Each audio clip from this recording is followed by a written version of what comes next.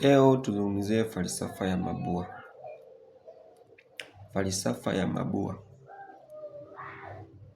katika fikira zangu. Mimi natamani mabua yawe yanawekwa katika sehemu ambayo ipo katika grade rotation. Yaani, wote mabua tunayafahamu. Mabua nikiangalia na yenyewe yana kiasi fulani cha nicotine, lakini mabua na yenyewe yana kiasi fulani cha sugar ambayo tunaziita ni yani zile content ambazo zipo kwenye nini, kwenye jani au mgongo wa tumbaku na kwenye mabua imo, japo ni kwa kiasi kidogo. Lakini sasa sidhani kama unaweza ukalinganisha mabua na grade inayoitwa X60. Mimi mabua nayaona ni ya thamani kuliko grade inayoitwa X60 LG na grade inaitwa LND na grade inayoitwa B10, B10. Hizo grade mimi naona zinaweza zinaweza zikawa na content, zinaweza zikawa na thamani kama mabua. Kwa sasa mabua, wazo langu tuende kwenye wazo langu. Ni wazo tu. Wazo langu ni kwamba mabua yale tuwe tunaangalia namna ya kuyaprocess kama tunavyo process majani na kuyaweka katika grade yake, ili hata kama kilo moja itauzwa shilingi 100, ni vizuri sana, kwa sababu mimi naona kuna malighafi tunaiacha shambani ambayo ni ya mabua.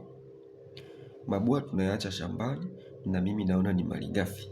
Sasa yale mabua tunaweza tukafanya namna, tunazungumza na wadau wa tumbaku, mkulima, kampuni na wadau wengine wa tumbaku. Yale mabua tunaweza tukafanya namna tuka process kama majani, kama ni kuyakausha, sana kuyakausha kama tunavyokausha majani, tukayauza, yani angalau tukayakatakata vipande na yenyewe tukaja tukayauza.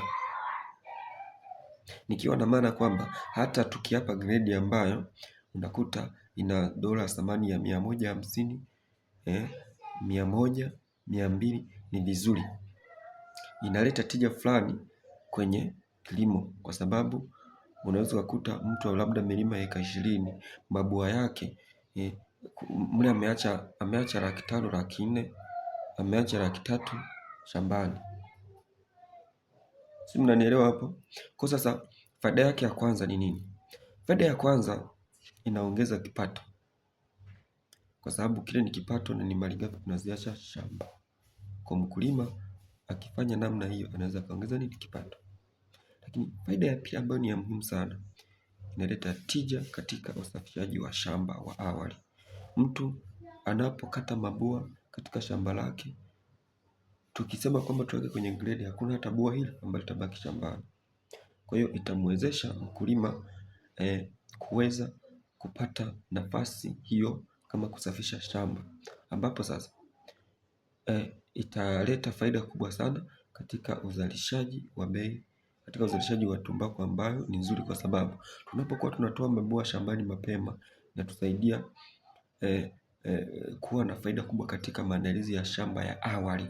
Kwa hiyo sasa unaweza ukakuta mkulima anazalisha tumbaku nzuri katika msimu ujao, kwa sababu mabua yale ambayo tutegemea yataleta mambo ambayo ni kama magonjwa, TMV, vitu vinginevyo hayatakuwepo tena.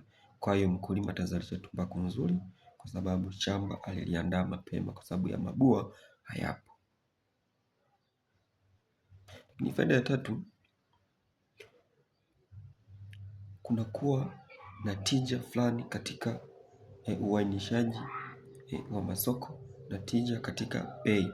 Nikimaanisha kwamba mkulima ataongeza kilo na mkulima ataongeza thamani kupitia hiyo malighafi ya mabua ambayo tunaiacha shambani. Kwa hiyo mimi nilikuwa naomba mabua yazingatiwe, tusiwe tunayaacha shambani, kwa sababu bado na yenyewe ni malighafi. Ni sawa tuseme kwamba mtu anayelima palm oil, anayelima mchikichi, anauza mchikichi tuseme hivi, anauza mafuta, anauza yale mabua ya mchikichi yale wanavyokata, anauza ile mise, kwa sababu sasa hivi wanatengenezea sabuni hizi za kufulia, za kuosha vyombo. Yale ambayo yanatoka kwenye mise, yale maganda yake yanatumika kama kuni. Unaona kwenye mchikichi hakuna kitu hata hiki kinachotupwa. Sasa kwa nini kama tumbaku yetu ina thamani kubwa, kwa nini mabua ili malighafi inabaki shambani? Kwa tuliwaze hilo kama fikira tunduizi, tuone namna ya kuweka kwenye kilimo chetu kama tija ya kuweza kuongeza hizo faida ambazo nimezitaja: kusafisha shamba, kuongeza kipato, kuwa na tija katika uboreshaji. Hilo tu, asanteni.